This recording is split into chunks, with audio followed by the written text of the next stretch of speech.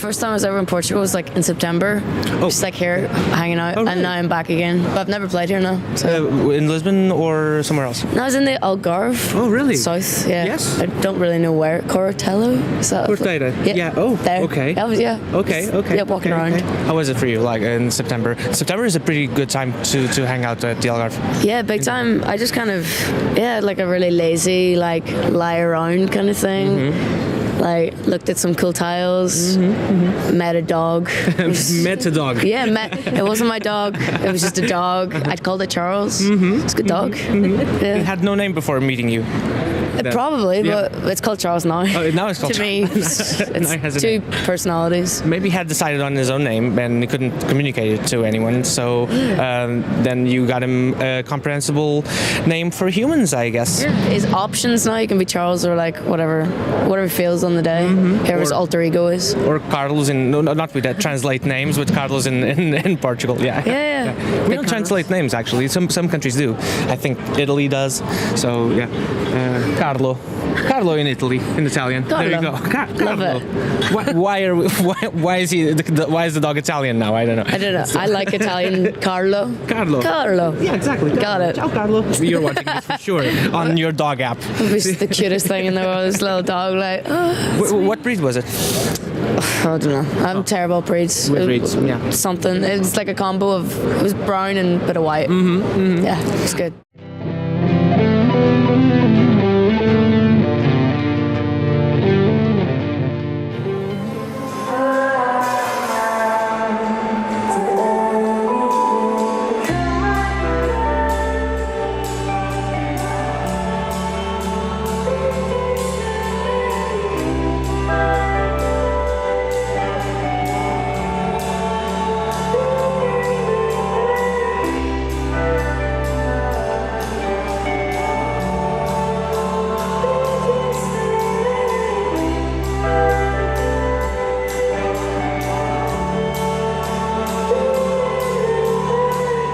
Inevitably, I'll have to ask about albums coming up because your past album was in 2015 or 14, 15, I think. Probably. We have something. Who cares about years or but I think it was back in 2015. So you have a new single out in the past month. Yeah. So and what can you tell us about the new album? Is it finished? Does it have a name? Or can you? Not that we are very, focused on the news, but it's important and it's relevant, and we're interested. Plus, that's what we need to know now. Please, Bridie, if you could. I can't tell you the name of the album or when it's just like all that weird.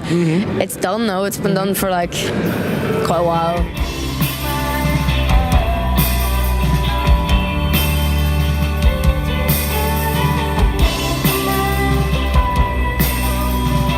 The first album was all about my life up to kind of 17, 18 years of age, and I wrote songs because it's just how I process things. And with this album, it's kind of like catching up between 18 and 22, which is the age I am now, and everything about my life between those two stages. So lyrically, it's kind of the content, and then musically, I think I just took more of I kind of wrote this album for it to be live instead of a studio album. So yeah, it's fun. It's quite a spectrum of events and moods, but it's intense. It's good. I'm like proud of it. Yeah. So do you think that do you strive for intensity? Yeah, because you would like you would think that you would. I mean, as a listener. Things must mean intensely. I apologize.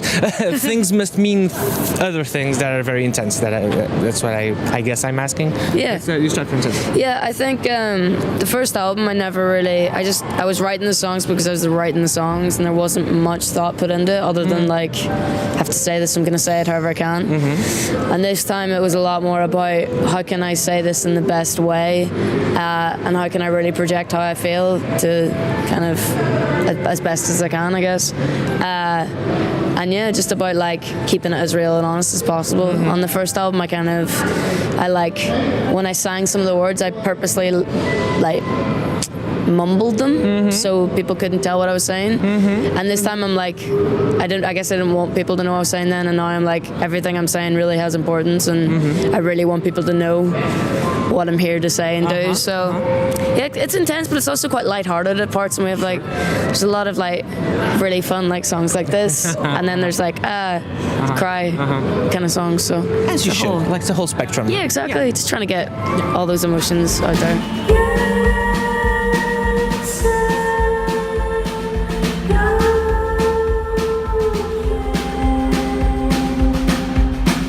How often do people come up to you and say like, "Oh, I like that there video of yours, the one with the skateboard"? Quite often, yeah. And you're like, Yeah, that's the thing. Like, all my early videos on my last album, like, were very.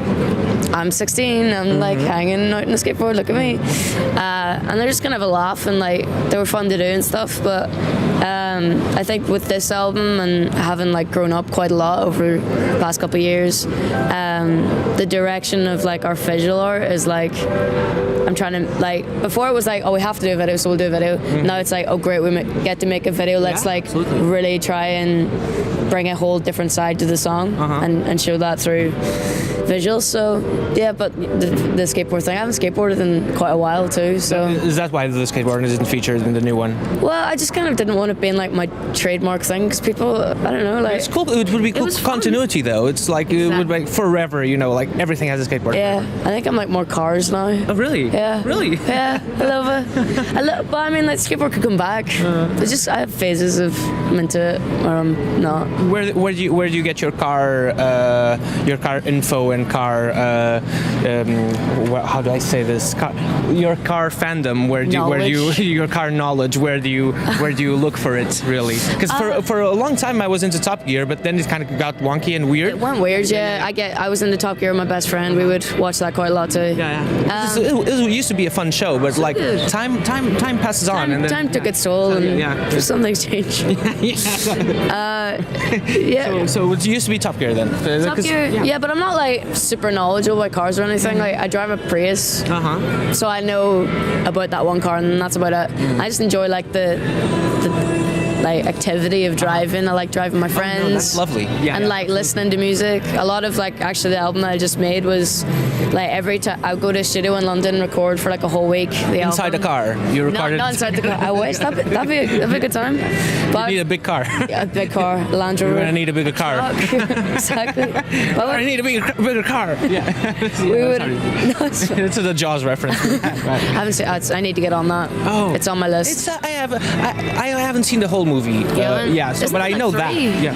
I'm sorry? Isn't there like 3 Jaws movies? I think only the first one is really the one you need to. The rest is. Yeah. It's not like a whole. I think there's a Jaws 5. I think Jaws should be pretty terrible. Too much. Yeah. If it got to the stage of 5, they took the piss. It's Jaws fine or Jaws terrible. If it's fine, then it's held on. Yeah, it's held up. I mean, not held on. Held up pretty good, pretty well.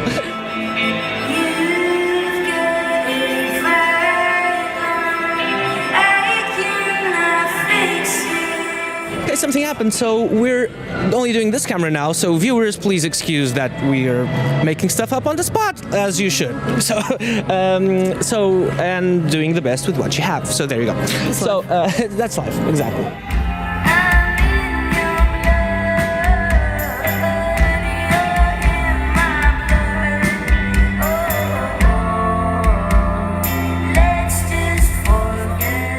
Be a nobody, isn't that like lowered expectations in terms of, well, everyone's a nobody really, isn't it like yeah, I guess I wrote that quite like at this point 5 years ago, and kind of my idea of it is kind of, you're brought up with this whole like, be yourself, be unique, which is great, and I agree with that. I don't know, I kind of just liked the idea when I was like 16 of like being completely unknown and like off the radar. Yeah, off the radar, and just like being nobody. And I think as well, kind of like at that point in time, I was having like, I was being put on a pedestal and there was a lot of attention on me, and I guess I was a role model to some people, whether I wanted to be or not. And my way of kind of like processing that and figuring out where kind of I stood in the equation and where I stood with myself was to be like, I don't know, if you want to be like me, also this is what I want to be, and that comes with it, and that's a side you don't necessarily see. So I guess I was just trying to cover a lot of things with that one song, specifically just the idea of anonymity. Anonymity. Hard word. Anonymity. Yeah, there we go. See, anonymity, probably. I make up new words all the time. Last night, I was trying to think of poop games, Monopoly, or Pictionary. I'm quite proud of myself for that one. It's mature. It's a really mature approach to games. Yeah. PS3.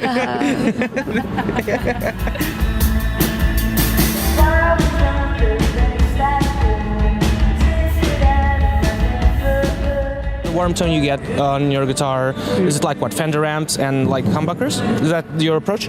Kind of, yeah. Choice? It's taken quite a, I don't know what this is, but I've tried a lot of things out. It's a new dance. It's the new thing. It's a new dance. It's like the worm.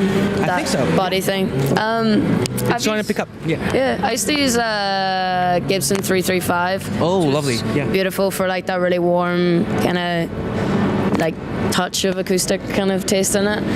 And now I've, for the new stuff, kind of what like seems to. And like now Telecasters can really achieve so many different sounds in the same way the new Fender Mustangs can. Yeah. So I've got one of them, and it's really versatile and like doing really depthy, warm tones and also really squeaky little bitchy noises, which is exactly what I want. So I'm just trying to achieve that whole thing. And that's what I'm settled on right now. But really, we used to use the 335 and came across Martin acoustic. Yeah, a good choice, isn't it? Yeah, but we don't even use an acoustic anymore. Really? Hardcore, yeah. Oh, it's edgy. Yeah, show them. It's not edgy at all. No, we just weren't bothered. It's actually very edgy. Another case. It's edgy to play acoustic shows on like a big tour, or because it's risky. Yeah. I guess, yeah. Not edgy, but it's still pretty risky. Edgy. Yeah. Edgy.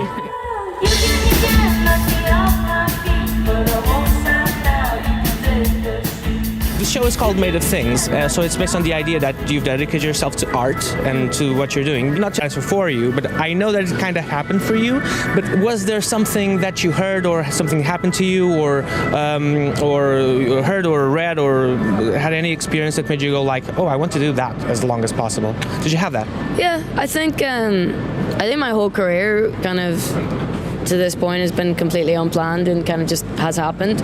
But there's a lot of things that made me want to start out, and then as I kind of wind up in situations like these that inspired me further and made me want to, be better and do better and have bigger shows. I'm never really satisfied, so it's a good part that just keeps me pushing on. But I mean, all the time, like just seeing other musicians play all the time, it's like, fucking hell, like so good. I just want to just so much power in music and emotion that just makes you want to do that. And with every show and seeing how an audience reacts to you just playing music, such a strong moment and such a strong bond that's beyond words. Just music can do that, and that's so impressive and so enjoyable. And I have such satisfaction in doing that.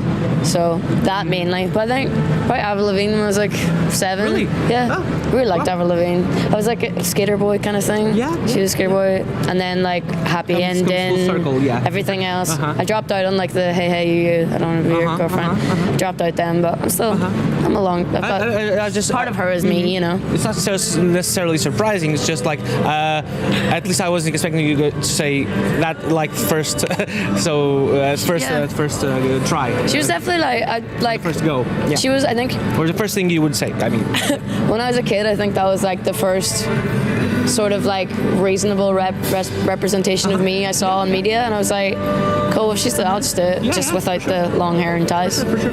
Yeah, absolutely. That was Awesome. So not one click, but several clicks going back to before Avril Lavigne, several clicks of reaffirming that you should be doing this. Yeah, just constantly inspired and constantly wanting to do more and be more.